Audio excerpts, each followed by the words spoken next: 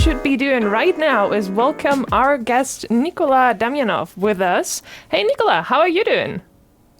Great. Thanks for having me, guys. Yeah, how are you're you? welcome. Oh, we're doing absolutely fine. Thanks for asking. Yeah. Nikola, Nice. so you're with Nordeus. What exactly? Yes. Who exactly are you? What are you doing? Give our people on Twitch a little bit of a rundown. Sure. Of Do you want who we're talking a to. short version or a long version? Because long version might like actually fill up the entire hour. So I'll stick to the short one. Let's Cool. do the short For version today. then. Yeah. So my name is Nikola Damjanov. Technically I'm a lead game artist at Nordeus. So making games is basically what I say my day job. But since I sleep very little, I also have a night job. And when I'm not fighting crime during the night, I really like to kind of take these deep dives into like procedural content generation, generative art. And then I also like to kind of feed both day jobs and night jobs with each other's work. So things I learn at my day job, I use at my like personal work, and vice versa. And like that kind of like a very positive force feedback loop has served me well in the past 10 years in the gaming industry.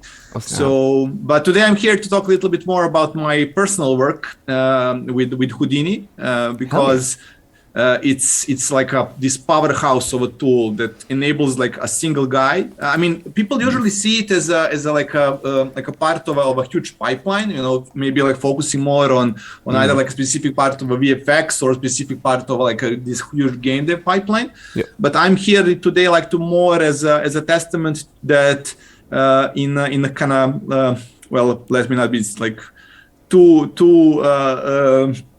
humble, but in the hands of like a semi-capable generalist, it can be like a one-man studio as well.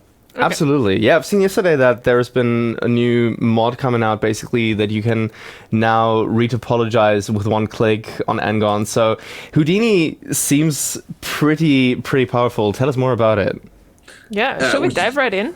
Actually? Yeah, sure. So I mean, the whole concept idea is to kind of, we have this video that can play in the background, and I'll kind of ramble on top of it, but feel free to stop with any questions at any time. I'm more than happy to talk about anything. Very good. So the whole concept of today is to maybe talk about like a couple of projects that I did both commercially and personally, because I think it's a nice way to kind of showcase the power of Houdini. Because it has helped me to like work, like deliver like commercial projects, learn from them, like improve my own skill set, and then gather all that stuff and knowledge, and then teach other people as well. And I also like, again, I like these loops, these cycles that keep kind of like turning up in life. Yeah. So we'll go a little bit through some kind of a cycle here today as well. I think I have prepared like a very fast narration-based breakdown of 4 projects. And we'll start with a project which is The Dawning, which is actually a short video that I made with the collaboration with Side Effects, the makers of Houdini. It was kind of very, very interesting project for me because never before I was like involved in making a video short. I always wanted to do one for myself. I always thought, I cannot do these things alone. I need like a team, and now I had a chance to actually be a part of a team, like a small team, delivering a nice looking short. And high-level concept was like this astronaut stranded on Mars, and I was actually responsible for all the Mars environments that you can see in the short. You can find the short on Side Effects website, along like with some more detailed breakdowns if you want to see around like specific parts of the short as well. So the nice challenge was that we were supposed to kind of deal with these height fields a little bit at different scales, you know, because we had these kind of close-up shots and these wide-angle shots, and like so we needed like height fields and these Mars terrains for like very low, like very far away, and then also like very close, because you literally see the vast vista of Mars in certain shots, and then you actually see astronauts' feet like stomping on the Mars ground in the next shot.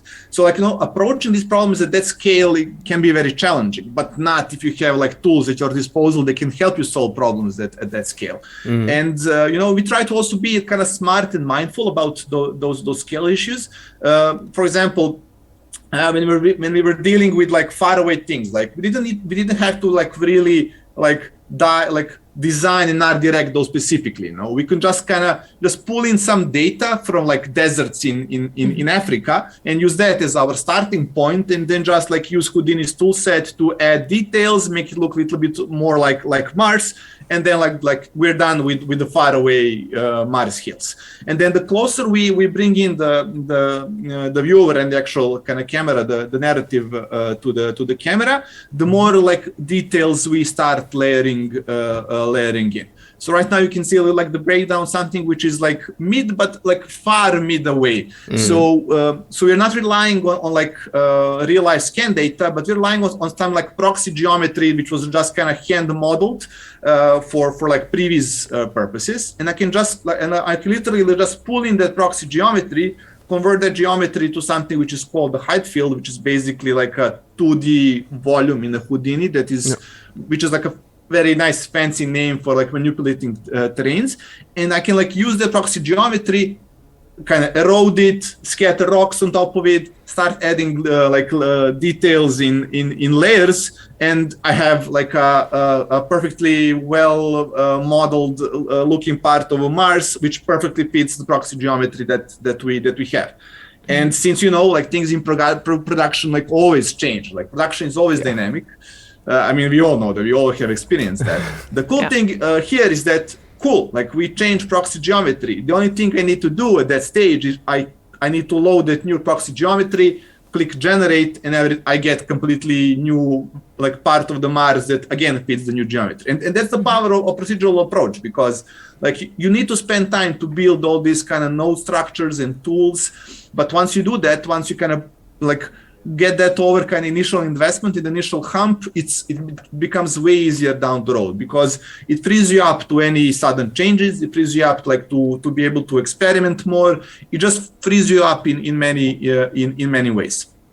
And like procedural sometimes has this, let's call it like a stigma, that things kind of tend to look procedurally. But also like a cool thing is that you can try to find that balance. If there is like this imaginary scale that exists between like looking procedurally and being completely art directed, like you as an artist can choose where to stop that crossfade between. Sometimes you can actually choose to go completely procedural and do everything through nodes and automatic processes.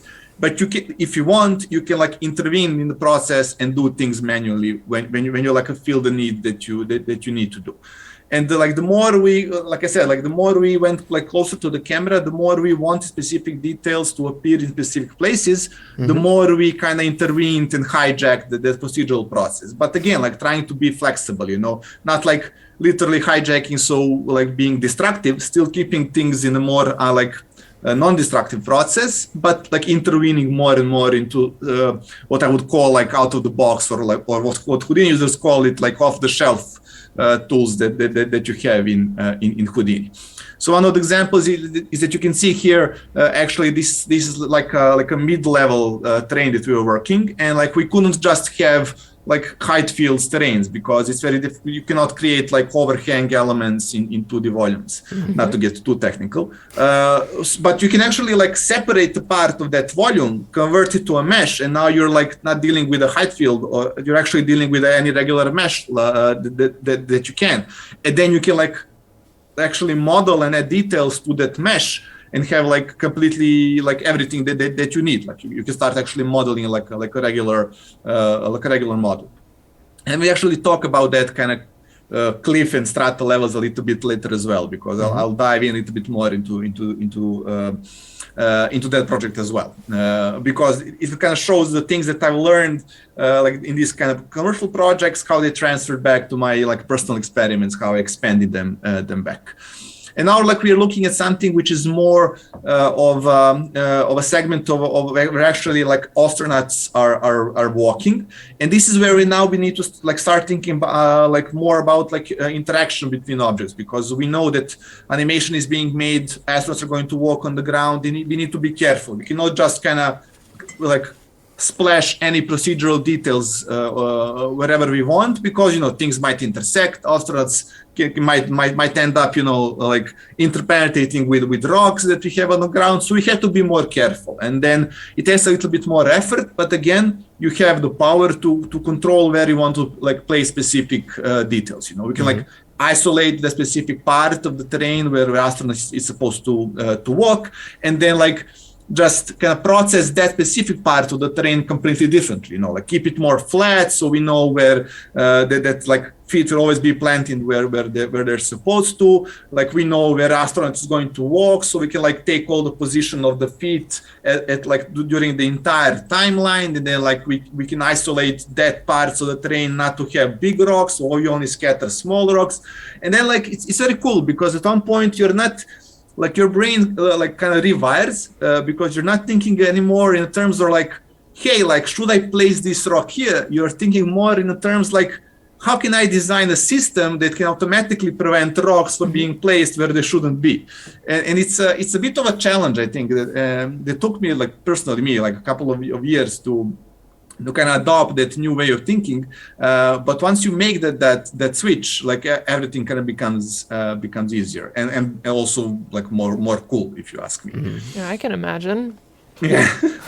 And like and of course, like what you're seeing right now is like, again, like a little bit of a different approach to kind of making things. This is like the actual cracked ground that you see the astronauts. So this is like the most close in scale that we kind of dealt in the short. And like here we didn't start from a high field. We didn't like start making this as a terrain, even though it is a part of the terrain.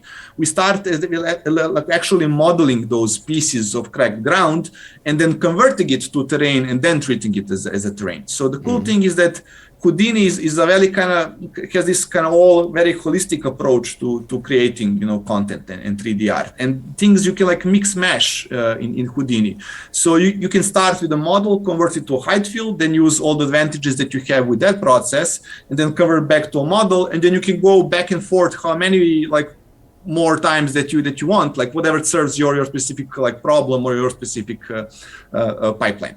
And like there's not that many things like approaches that actually give you that freedom.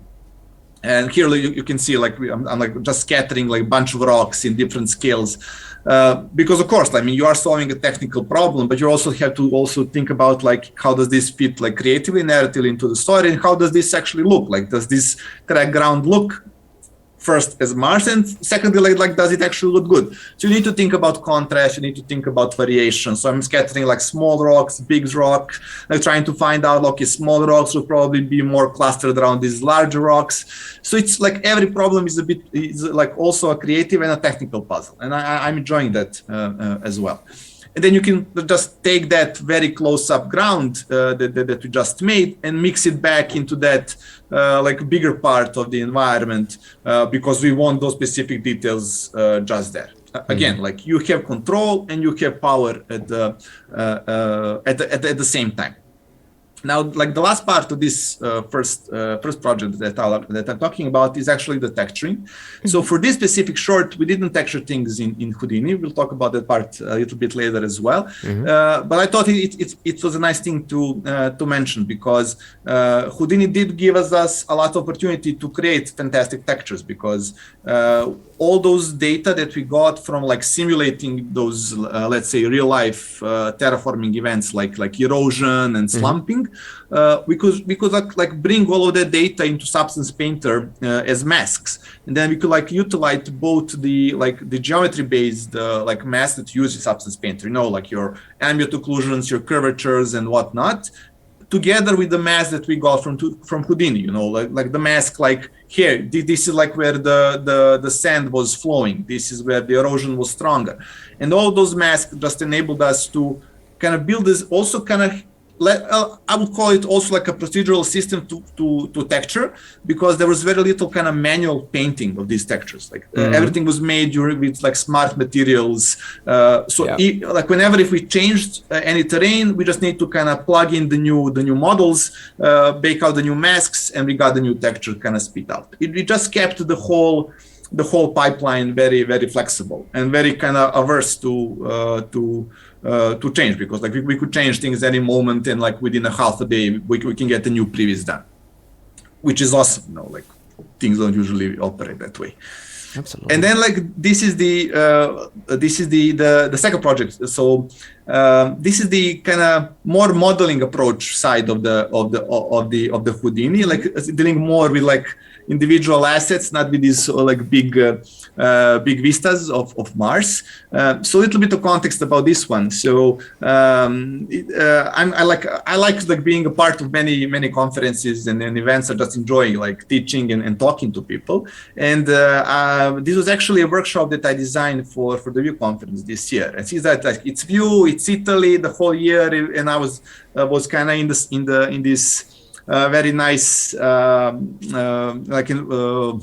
don't know, very nice environment to look at the movie, like from Pixar being released, and I really enjoyed the movie. I think it looks like amazing, and the story can also like touched me in a very nice way. So I decided, okay, let's try to make this kind of Luca inspired like townhouse generator. I thought it would be a very nice thing to do. So this is like a 5-hour workshop, which I'm going to try to condense here in 10 minutes. But yeah, so the whole thing is here that so I was like approaching like making this house in a way that you would actually kind of make maybe house in a real life. So you start with these foundations. So what I did is I gathered a bunch of references. I like bought the art of book. I gathered all the data, screenshots from the movie, everything I could find with my cell phone. Then I started like analyzing all these houses, you know, that actually appear in the movie, both in the actual screenshots and in the concept art that you can find. And then you start analyzing, and then you start also kind of breaking down the rules from those houses. Like you start realizing that, okay, houses are like never taller than 4 stories. Houses are never wider than 3 units, whatever that unit is, it's a block. Like houses usually have these types of windows or these types of doors or kind of these levels of terraces. And then you can like start kind of, by analyzing those concepts and reference, you can just start like building those kind of blocks of the things that you have to build or replicate in Houdini. And then what you just do is that you start by actually building a box, which is your kind of volume of the house. And then you start separating those segments into things that you need to kind of individually process. So I start by making like a 2x2 box, which is three floors high. Then I say, okay, like 20% of these polygons are my windows. 2% of these polygons are my doors. And then if door is on the ground level, it's an entrance door. If it's not on the ground level, it's a balcony. And then you start like branching out all these rule sets. So, okay, if it's a window, then like what kind of window it is. And then you can like you can create a generator which randomly picks between like a very rectangular window or a window with an arch. Or for example, if you see here, like I'm designing a roof, and then you can say, okay, but they're not always the same. Sometimes they're like your classical, you know, like a classical house roof. Sometimes they only have like one slope, and then you start like trying to find a way how to kind of build in all this variation. And you again, like you're drawing or like you're sculpting, you know, you deal with these large things, with these large forms first, and then you like go diving into a smaller and smaller details, you know, always being mindful about where to put details and how to deal with variation, you know. So for the roof, you know, I build a system where you can like choose between, I don't know, 3 roof tiles, and then you can also choose whether or not you want them to be like perfectly aligned, like it's a new house, or like they're like very noisy or misaligned if it's like a bit of an older house in the town. And then I also kind of use a very simple L system to build like a makeshift antenna, which kind of randomly positions itself somewhere on the roof. And then like what you're seeing actually right now is the way like how to build like those kind of I don't know, like I think it's called like a water drain. So the thing that the pipe which actually kind of builds the kind of pick up the water from the roof and kind of just channels it down to the ground and to drain it. And again, it's like it's trying to solve these like technical and creative puzzles all the time. So if you have a building or house which is randomly shaped in whatever dimension, and you have all these roofs and windows occupying parts of the windows. So you need to kind of find a way how to kind of like where is this pipe going to go, because it needs to go around all those windows and doors to kind of reach the bottom. And sometimes things are kind of a little bit hard to solve, and sometimes there's a node in Houdini which does like exactly that. It just kind of finds the shortest path between two dots, and you're like, okay, I'm done. Like I thought this was going to be an issue, but no, it's like very easy. Just drop one node and I'm moving on. And here you can see me just kind of building windows. I built like windows, and I built like shingles as well. And it's very kind of cool, like building system this way, because like you design a system that creates this kind of like blinds over the window, and it just automatically adapts to whatever the window size is. And then you can just kind of randomly generate the window of whatever size, and then the program will choose for you whether or not it needs to have like 2 glasses per side or 3 glasses if it's a tall window. And then you randomly can open and close them. And then you can start thinking about, but I want to add like a little bit more life, like people are living here. Like how can we make this at least appear to be a little bit kind of more visually interesting? And then you start thinking about details, but people live here. They should like hang their clothes here. They dried, like somebody needs to live here. And then but don't want to like model like shirts hanging of strings. Well, you don't have to. Like you can utilize Houdini's like simulation systems in this case, like to let the Houdini do all the hard work for you. So I just kind of like I took a polygon and I separated the edges. I said, look, these edges are my strings. I just kind of generated very simple polygons that are connected to those edges, gave them some mesh resolution, said, okay, but these polygons are my shirts or cloth, and I just pressed simulate. And I picked a frame of that simulation which I like, and done. Like in 5 minutes, I had my clothes drying detail that I needed to kind of randomly place around windows. And then sometimes you can just stay with that one version of the cloth, or you can generate a million versions if you really want variation in your work. And like having this power to like combine procedural system with simulation systems with kind of manual interventions that like really freed me as an artist, as to be more fast, and being fast enabled me to experiment more. And I believe it also like improved me as an artist, because I made a lot of like not good looking things by experimenting more, and like I slowly build up my quality to good looking things. So let me just get one sip of the coffee, because I have absolutely. But this is impressive so far. Yeah, like genuinely impressive. Thank you very much. I hope that's the. I mean, I know it's interesting because like people like seeing things that appear as magic. I mean, who wouldn't like to see like a house being generated on a click? Because I know how these things impressed me when I started like learning and experimenting all of these things a couple of years back. So I really like enjoy hyping other people to kind of dive into this, because I know how cool it is. Because every time other artists make something cool, I'm like a small boy, like, oh, look at that, how cool is that? Like, how can I learn? I want to learn this. It's super cool. And the thing is, like, you can use all these things, again, at scale. You can decide whether or not you want to create very high poly houses for your actual short movie, or you want to make very low poly houses for your kind of background in the game. And then, like, you can adopt these systems very easily for your specific use case. Which is, again, I mean, back in the day, you would like, depending on what the outcome was, whether or not you were making like a game or a movie, or I don't know, like a VR experience, your actual process had to be like maybe even different from the beginning. Like you really had to like approach your production for the very specific end.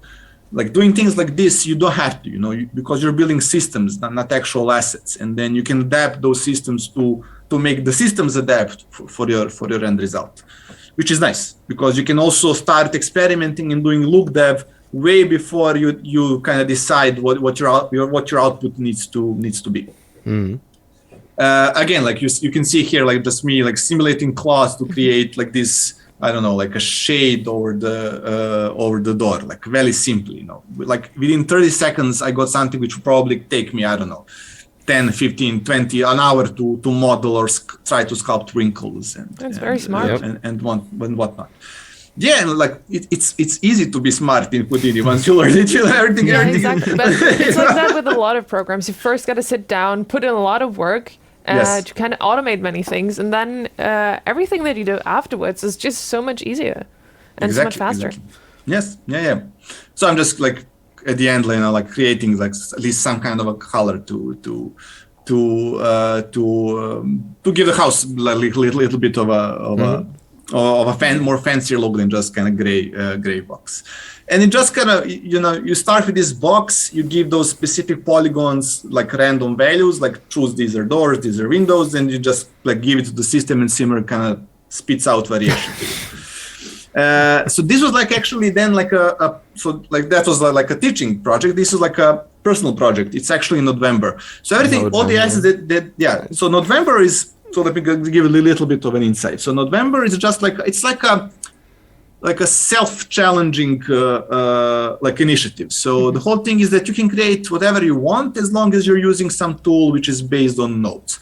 Either Houdini or Substance Designer if you're something more like a visual guy, and then if you're audio guy, you can like either your synthesizers, sequencers, or whatnot. So, and then you have this whole month to experiment, and there is like kind of global themes or prompts that you kind of rely on, and then you need to respond to that prompt with however you feel fit. I mean, it's not a competition. There are no like prizes or anything. There's just like internal fame, and that's it. So I kind of really relied on like using like both Substance Designer and Houdini for this.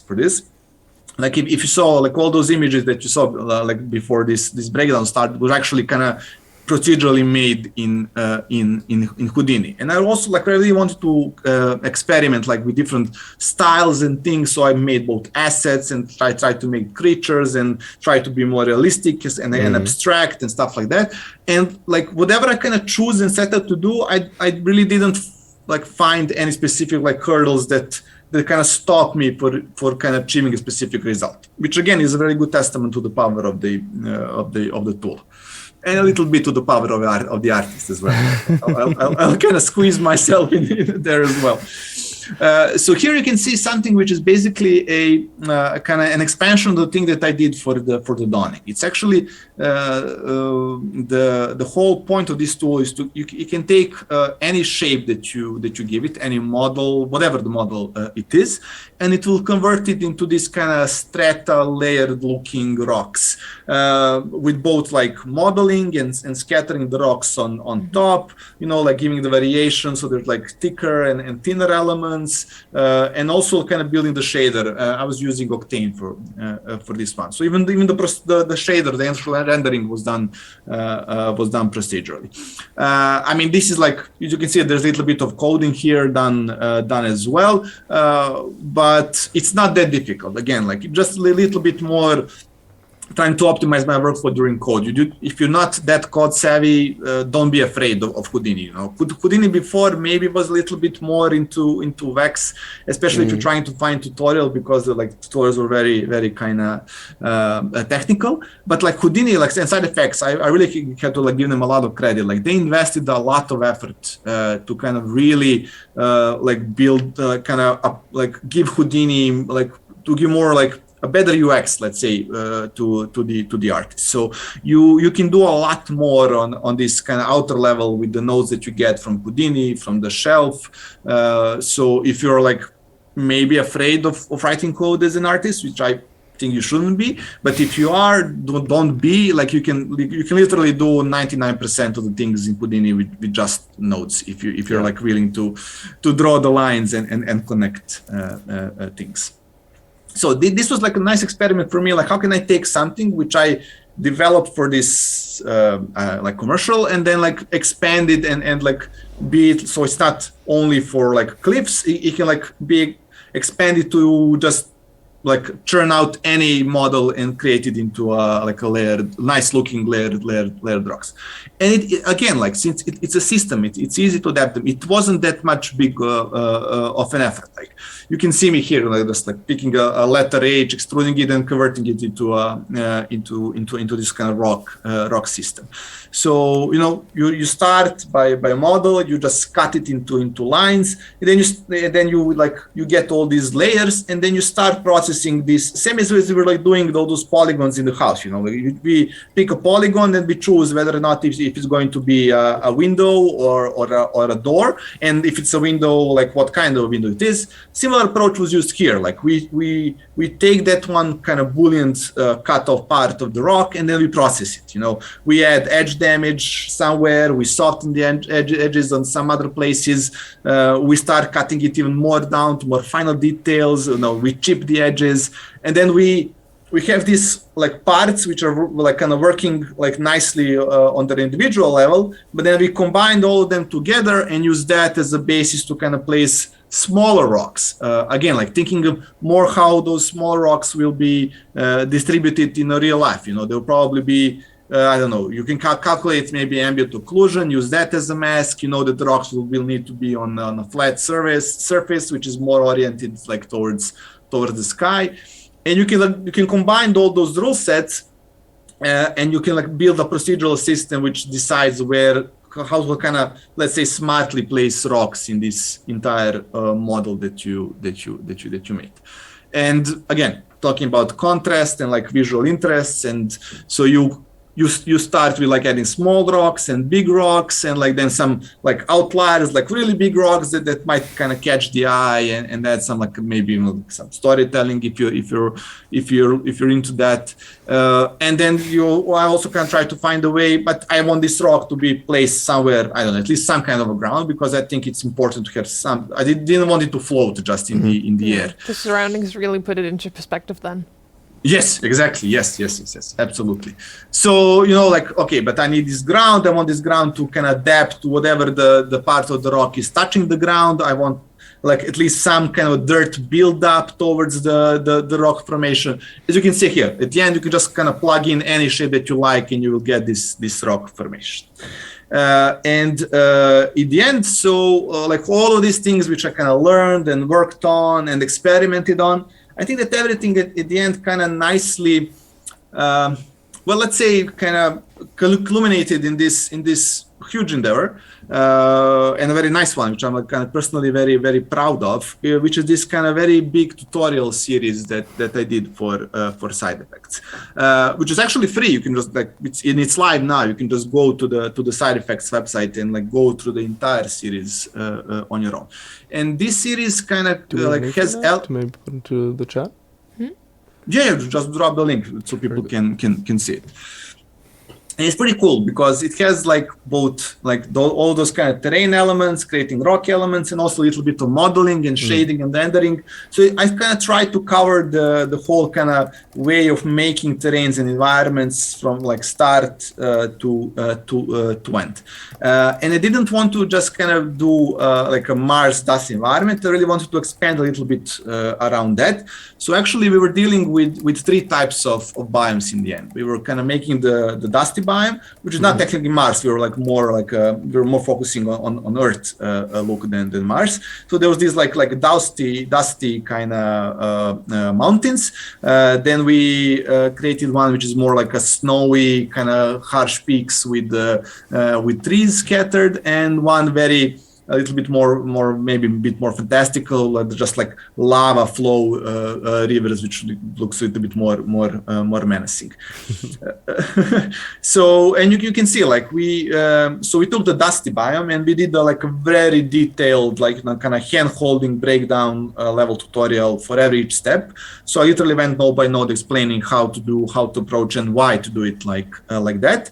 And then for the second two biomes, we went more of a breakdown approach. Like here is the process of thinking. Here is why we did that, but not going into that much of a detail. But if you watch the first one, like it's very easy to follow all the rest. And here you can see there in the background. So what I'm actually doing right now is like trying to build this like the base of my IC mountain. And for this, I didn't really like want to just kind of start with like just a random noise. I didn't want to start with something which is like real world data. I actually wanted to kind of try to find a way to like have that manual control, like have that specific art direction where you need it.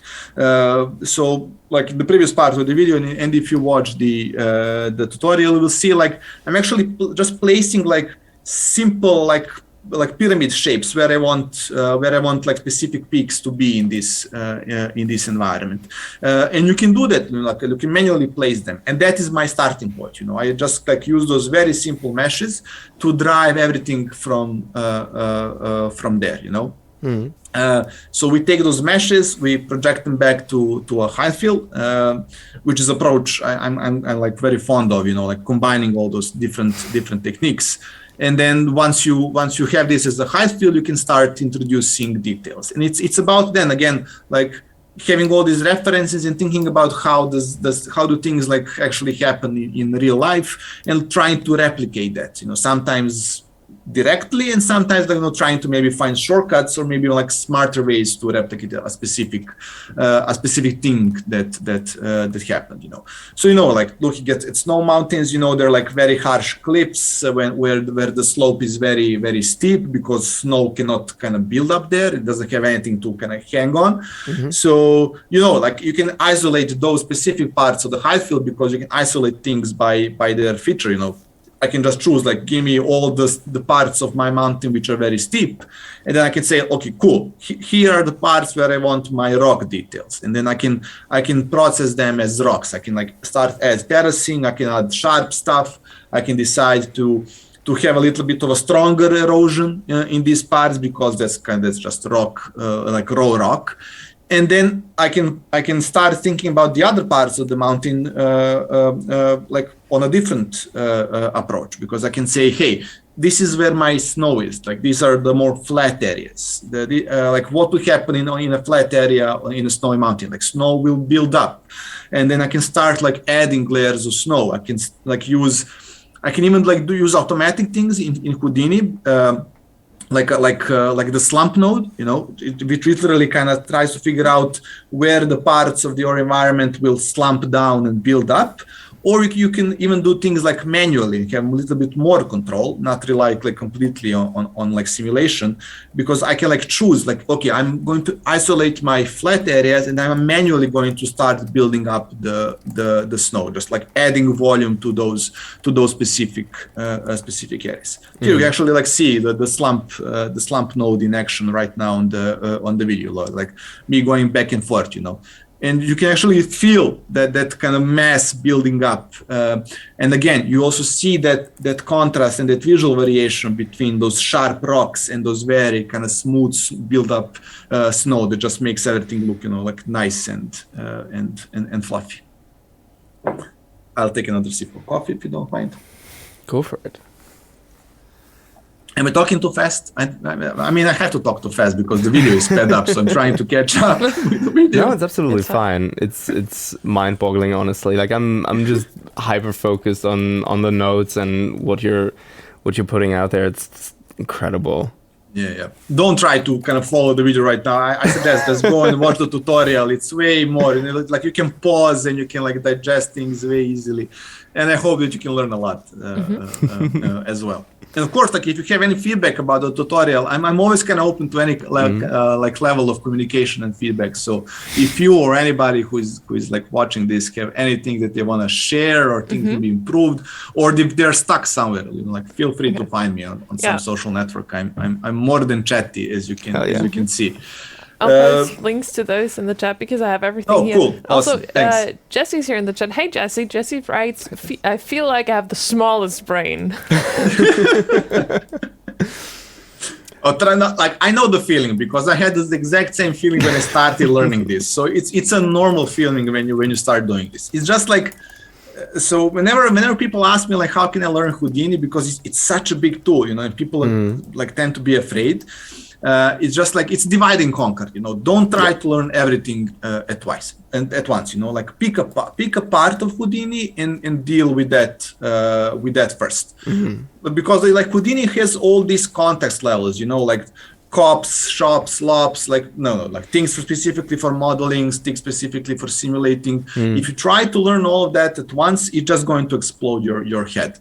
Unless you're like a super brainiac type of an artist or a completely technically verse artist. So if you're like if you're on a different scale of that spectrum, try to go in like one step at the time. It's like walking into a very cold water. Step at the time, slowly.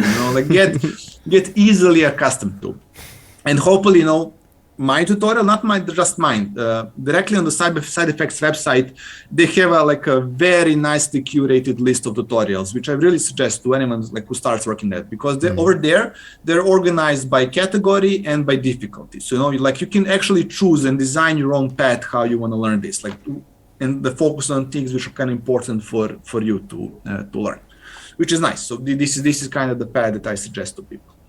So what we're looking at now, to continue on to talking and doing the Morgan Freeman narration of the background video. So for the tutorial, I didn't want to kind of use substance for texture, because the whole idea was to keep everything in Houdini. So I had this completely different approach. So Houdini has these cops, which is like compositing operator, which is basically like nodes for images.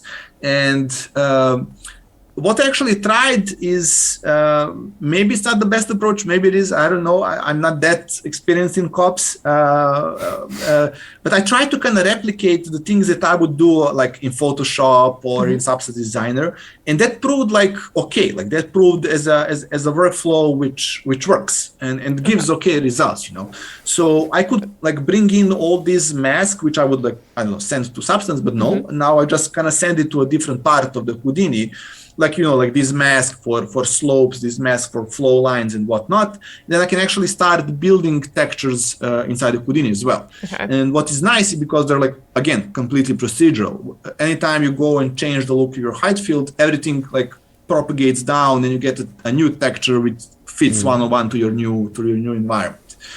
So what I did actually. So did you want to ask something? Yeah, I have a question. You said that it works okay. So would you recommend that actually, or would you just recommend using a different program? So if I'm personally still feel more comfortable doing texturing in texturing specific tools, but I literally proved to myself that it can be done in Houdini as well. So if you want to keep your pipeline more flexible, you can do everything in Houdini, and I think it will work as good. Substance painter. Yeah. But we get sorry. No. But if you really need to dive in and paint in specific details, then I would probably suggest doing something different. We get a question in the chat there. Oh, fantastic. So Robson is asking, do you do any research on geology or ecology before you start projects like this? No, for this one, no, because not research. I did a lot of reference. Not very scientific level of research, to be honest. So for the tutorial itself, I kind of gathered a bunch of references again, and same for the Luca house. I was trying to analyze why do things look the way they look, and then trying to analyzing and researching those references, and not reading technical papers, but just looking at references. I try to kind of analyze what systems do I need to build. But for example, for the Mars, I think I downloaded every image of Mars I could find online. And I think I was actually stalking Mars rover at one point. Trying to see where it is right now. Can you give me more information? So sometimes, yes, I do a little bit of more analytic approach, more research-based or reference-based approach to be more precise. But for things like November, no. This is just me experimenting and just seeing live while I work where things are gonna go and end up. And sometimes I kind of let's say, appreciate that approach even more. It's more liberating, especially when you're creating something which is like art. I don't know. But yes, if you want to like replicate a specific thing, if that is your job, if that is the problem you need to solve, then yes, like proper research is probably a good way to do. And what is a nice thing about doing proper research is that you learn a lot of things that you probably wouldn't have contact if you haven't like researched that before. Yeah. I mean, so many things kind of piqued my interest by like just looking at references for like various jobs I had over the years. And I think it also kind of makes you like a better, like more intelligent person along the way, you know, by proxy, which is nice. You know, you have more topics you can discuss with people, you know, and so you can appear smart not only in Houdini but also in real life as well, which is nice. Okay, and I think that the final part that I'm kind of showcasing here, I actually think there are two more parts that I'm showcasing here. One is actually because I didn't want this snowy mountain to kind of look a little bit just kind of snow and rock. I wanted to add a little bit more visual interest to it. So let's add some you know, like Christmassy looking trees to it. That was my level of ambition at that point. So. And like you have all these tools out of the box in Houdini, which really make your life sometimes like really, really easy. So Houdini has this kind of tree generator, which you can really adapt to basically any kind of tree. I mean, by default, it creates more of a like a, I don't know, something which is not a winter-looking tree, but you can easily adopt it to create, you know, like pines and yeah, I think that pines is my level of knowledge for for trees at this point. And you can see this is just me like kind of playing with default tools. So I'm not designing any specific systems for this part of the tutorial. I'm just kind of connecting already present nodes that you get from in the tool, and just kind of tweaking their values, because like those nodes are very, very flexible. So you can get a very like a large variety of results. And once you kind of play a little bit with every possible slider and see what they do and how they like affect the final outcome, like you can easily tweak them to get whatever type of tree that you need. I mean, it's not going to be like the most detailed tree in the world. You're always gonna probably get a better result if you actually kind of model and sculpt and specifically design branches on your own. But especially for the scale which I was working on, which is like a very kind of like far away shot, this was like more than enough. This was actually like perfect.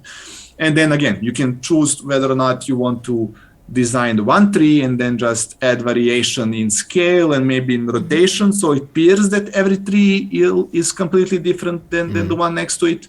Or you can actually choose to make every single tree look different if you want. I mean, if you really want like to wait for like 10,000 trees to generate, and it's not that difficult to be honest at that point. You know, like once you have that system, you can just like slide that seed number, which kind of drives all the randomness in the system, and by actually just driving a slider, you get a similar but different looking tree.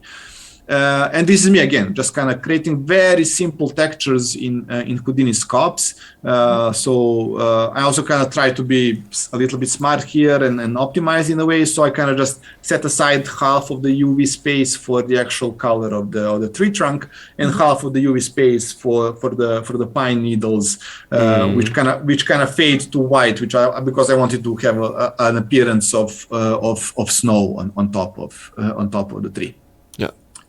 And then it comes down to actually, again, just trying to find a way to design a system where I want those trees to be distributed. Again, you're like trying to like look at references, trying to find how can I like come up with this system. And then you can choose, like, I want them in mostly flat areas. I don't want them in completely flat areas, because if the area is completely flat, I kind of imagine that's where maybe a lake would be, so no trees. So kind of flat areas across the edges of the completely flat areas. And then you're also kind of, you know, if it's like very flat, but also close to a very narrow area, probably wouldn't get that much sun. So let's not place trees there. And then you can decide how many layers of these kind of systems you want. Or you can just kind of place them randomly. It's probably going to look okay in certain use cases. And then you just kind of say Houdini, okay, like this is the rule set where I want to place my trees. Please be kind and randomize the height between these values and randomize the rotation between these values. And like you just all that's left to do is to kind of build the shaders and click render, which I'm actually doing here right now. Okay. So the final step of all this tutorial is that for every biome, every environment type, is that we kind of wanted to use the new Houdini rendering, the new like LOPs and Solaris which came with latest versions of Houdini, which was again like a new experience for me, but a nice one, you know. I haven't like used USDs before, and especially haven't used Karma before, but I think it's a very kind of modern rendering engine, showing a lot of promise. I didn't want to like render the actual like height field geometry. I wanted to like again kind of keep things a little bit more flexible. So what I did for the rendering is just kind of I took the height field that I got and the textures that I generated in COPS, and I exported the actual height field as a displacement map. So I'm rendering a single polygon with a high amount of displacement, and it's like single polygon displaced with the trees scattered around and like a simple HDRI map to give it lighting, and you get the final result, which I think look like honestly good. I think this is the final thing, like me just kind of bringing all of these things, because like LOPS is like literally kind of, I think it's short for lighting operators. I might be wrong. maybe Fiona will correct me here. So it's like the whole point, the whole trick is just like you have these places of Houdini where you build stuff, and when you want to render them out, you just bring only the data that you need into that specific context, because you don't need the rest of stuff probably, and you just kind of build system where we can procedurally build scene assembly and render. And that's also nice, like you literally now start building procedural kind of scene assembly and rendering systems, which is a new experience to me, to be honest. You know, before every time I wanted to render something, that's where my like procedural expertise started becoming like destructive, because every time I wanted to, especially for example for November, because most of those things were rendered like in Octane, like I would just kind of model everything and then would just like export all the meshes and then bring it into Octane and start kind of manually positioning things there. Now I'm trying to learn to kind of proceduralize even that part of my workflow, so I don't have to like even do that manual step. Maybe eventually I'll become too lazy. I don't know. Let's see. And I think that's basically it. I think that we'll shortly come to the end of the video. You can see me just kind of assembling the final trees here, setting up the camera, and just like you just select the node, which is your render output node, and you get your final render. And this is the icy biome, this is the lava biome, and this is the dusty one. And you can like learn to build all of these things. Just follow the tutorial. It's not that difficult. Holy crap! Cool. Thank you so much. Yeah, pleasure. Wow. Nikola, that was incredible. How often, because with nodes, how often do you find yourself populating your designs and everything by hand, and how often do you let the randomness take over, or like randomness, because in the end you have the height fields to kind of take care of that, but how often do you actually then put on, like, go in and do handwork with it? So for my day job for games, I most often do it manually than procedurally, because we're making mobile games with specific camera angles, with specific art directions, and sometimes like things like, to be blunt, like tree literally needs to be a specific position where it needs to be specifically rotated, so the silhouette reads in a specific way and stuff like that. But for like personal work and for commercial personal work, Mm-hmm. I think I tend to more rely on like procedural population. Gotcha. Sometimes I can rely on complete randomness if the shot can like live with that, but sometimes I need to like again just kind of build a little bit more smarter system so I can have a little bit more final control in that automatic distribution. And it's like again trying to find that balance. Hell yeah. Cool. That was incredible. Nikola, thank you so much for that. Jess basically said it the best. Like my brain feels very small right now. Thank you, 80 Level, for sponsoring this talk and this wonderful little experience that we had with Nikola. That was mind blowing. Yeah. Thanks for having me, guys. Question in the chat actually. Nice. Robson is at it again. Robson asked, "What is the name of the job where you create something like this? Are you a tech artist or more of a procedural artist?"